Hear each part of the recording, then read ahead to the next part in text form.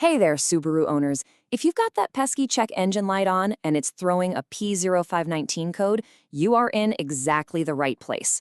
Today, we're going to break down what that code really means and walk you through the logical steps to get it figured out. Okay, let's jump right in. So what does this problem actually feel like when you're behind the wheel? Well, picture this. You're stopped at a red light, your foot's on the brake, but your engine, it sounds like it's trying to win a race, right? Revving higher than it should be. If that sounds all too familiar, then yep, you're dealing with a main symptom of a P0519 code. Let's translate that car talk. P0519 basically means idle control system malfunction. Now that fail-safe part, that's actually your car's computer being smart. It's detected something's wrong with the idle speed, so as a precaution, it locks it at a higher, steadier rate to keep the engine from stalling or getting damaged. It's your car's way of yelling, "Hey, something's up with how I'm breathing when I'm supposed to be resting." Okay, so let's start by really understanding this warning light. It's super important to think of it not as the problem, but as a symptom.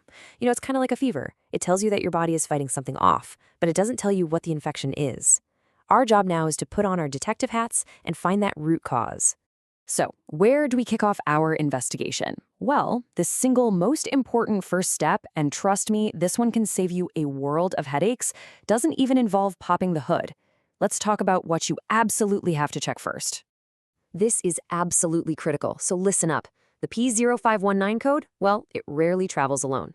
Think of it like a domino effect. It often gets triggered by another, more specific problem. So when you plug in that code reader, look for any other diagnostic trouble codes, or DTCs. If you find any others, you've got to solve those first.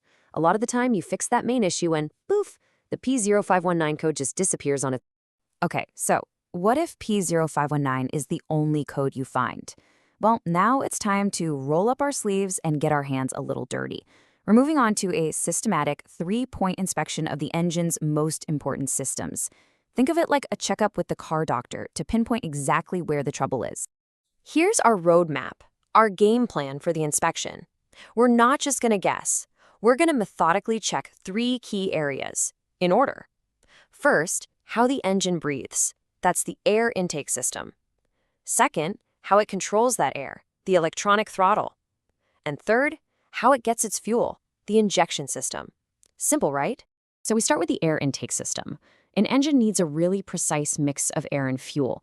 If there's a sneaky leak in an intake hose somewhere, it's getting extra air that the computer doesn't know about. The computer then tries to compensate by adding more fuel, and that causes the idle to race. We'll also check for simple things, like a really dirty air filter that could be starving the engine for air. If the air intake looks good, we're on to step 2, the electronic throttle control. This is like the nerve center that manages all that airflow.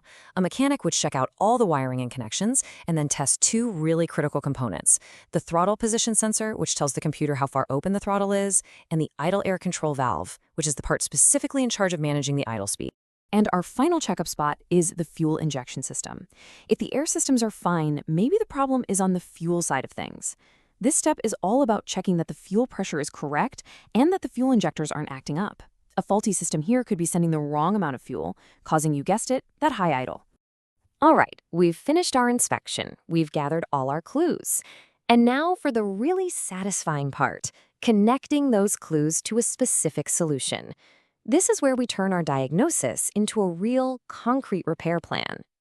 This chart right here makes it pretty easy to map our findings. Based on what you found during the inspection, you can really narrow down the culprit. For instance, a problem in the air intake system often points to replacing the idle air control valve. An issue found during the electronic throttle check could mean a bad throttle position sensor. And if the fuel system was the problem, you might be looking at a new fuel injection control module.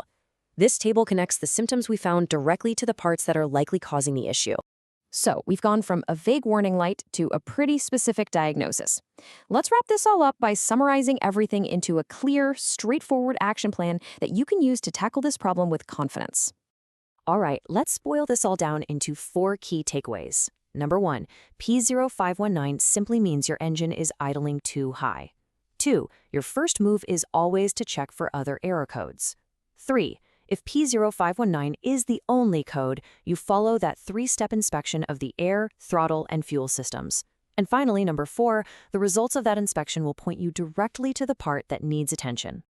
And that brings us right to our final question.